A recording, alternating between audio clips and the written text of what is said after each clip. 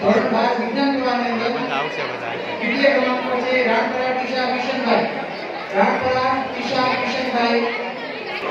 ટીશા હાજર ભાવનગરના ફેમિલીમાંથી આવે છે અને એમને પ્રોત્સાહિત કરવા માટે હું એક પણ સંચાણિયા જયંતિભાઈ કિંજીભાઈને હું આમંત્રિત કરીશ.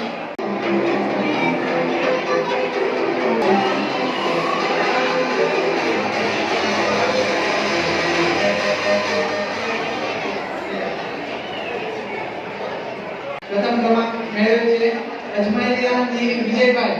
અજમેરિયા ની વિજયભાઈ એક વાર તાળીઓ બજાવીએ.